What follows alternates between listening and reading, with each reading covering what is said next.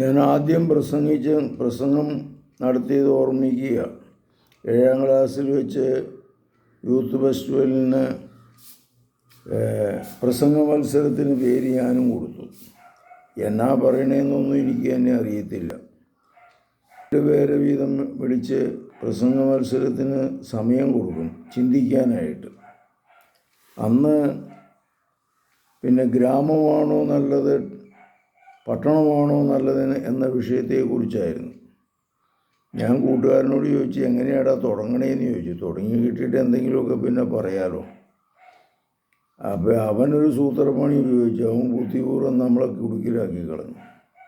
അവൻ പറഞ്ഞു, മാക്കാച്ചി കുഞ്ഞുങ്ങളെ മഹാജനങ്ങളെ എന്ന് പറഞ്ഞിട്ട് അങ്ങ് തുടങ്ങുക.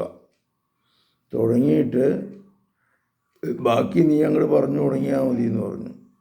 ഞാനുള്ള ധൈര്യത്തിന് കയറി, നല്ലൊരു ആശയമാണല്ലോ എന്ന് വിചാരിച്ച് കയറി ആദ്യം തുടങ്ങി, മാക്കാച്ചി കുഞ്ഞുങ്ങളെ മഹാജനങ്ങളെ നിങ്ങൾക്ക് എല്ലാവർക്കും നമസ്കാരം എന്ന് പറഞ്ഞ് അങ്ങ് തുടങ്ങി. പിള്ളേരെല്ലാം കൂടെ കൂവി.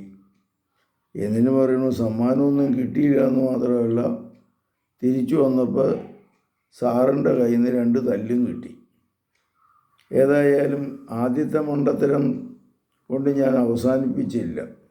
എൻ്റെ സ്വഭാവം അനുസരിച്ച് ഞാൻ എങ്ങനെയെങ്കിലും പ്രസംഗത്തിന് പഠിക്കണം, മത്സരിക്കണം, വിജയിക്കണമെന്നുള്ള ചിന്തയോടുകൂടി ഞാൻ വചനങ്ങൾ പഠിച്ചെടുക്കാൻ തുടങ്ങി.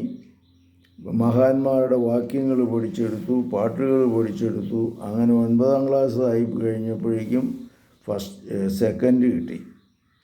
10ാം ക്ലാസ്സിൽ എനിക്ക് ഫസ്റ്റും കിട്ടി. അപ്പോൾ പ്രസംഗ മത്സരം ഇങ്ങനെയാണ് പഠിപ്പിച്ച്. പ്രശ്നങ്ങളും ബുദ്ധിമുട്ടുകളും ഒക്കെ ഉണ്ടാവും, മണ്ടത്തരങ്ങളും ഉണ്ടാവും. അതിനെക്കുറിച്ച് വ്യാകുലപ്പെടാതെ മുന്നോട്ട് പോയി കഴിയുമ്പോൾ നമ്മുടെ ജീവിതത്തിൽ വിജയം ഉണ്ടാവും. പരിശുദ്ധ പരമദിവ്യകാരുണ്യത്തിന് നേരവും ആരാധനയും സ്തുതിയും പുകഴ്ചയും ഉണ്ടായിരിക്കട്ടെ. ഈശോ മിശിഹായ്ക്കും സ്തുതിയായിരിക്കട്ടെ.